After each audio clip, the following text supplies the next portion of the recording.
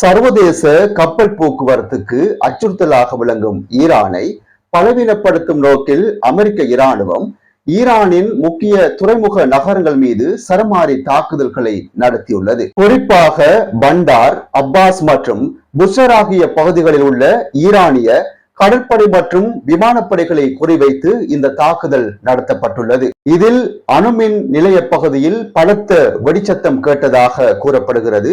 அது மட்டுமின்றி ஈரானின் வீரர்கள் உட்பட 14 பேர் கொல்லப்பட்டதாகவும் 78 பேர் காயமடைந்திருப்பதாகவும் ஈரானுடைய சுகாதார அமைச்சகம் உறுதிப்படுத்தியுள்ளது. இந்த தாக்குதலை தொடர்ந்து அமெரிக்கா தனது வாக்குறுதியை மீறிவிட்டதாக ஈரானின் உயர்மட்ட பேச்சுவார்த்தையாளர் முகமது பாகர் கலிஃபாப் கடுமையாக சாடியுள்ளார். நீங்கள் தாக்கினால் நாங்களும் தாக்குவோம் என கடுமையாக எச்சரித்த அவர் இந்த தாக்குதல்களுக்கு பதிலடியாக பஹ்ரைன், கத்தார் மற்றும் குவைத்தில் உள்ள அமெரிக்க இராணுவ தளங்கள் மீது ஈரான் ஏவுகணை மற்றும் ஆளில்லா விமானங்கள் மூலம் தாக்குதல்களை ஆரம்பித்துள்ளது. இன்று காலை குவைத்தில் உள்ள அமெரிக்காவின் பேட்ரியாட் ஏவுகணை அமைப்புகள் மற்றும் பஹ்ரைனில் உள்ள எரிபொருள் தொட்டிகள் ஈரானால் குறிவைக்கப்பட்டது. இதனால் அந்த நாடுகளில் வான் பாதுகாப்பு எச்சரிக்கை ஒலி எழுப்பப்பட்டு மேலும் பதற்றம் அதிகரித்துள்ளது. அதே நேரத்தில் உலக பொருளாதாரத்தின் முக்கிய நீர்வழியான ஹோர்மோஸ் நீரிணையை ஈரான் நினைத்தால் மட்டுமே திறக்க முடியும் என்றும்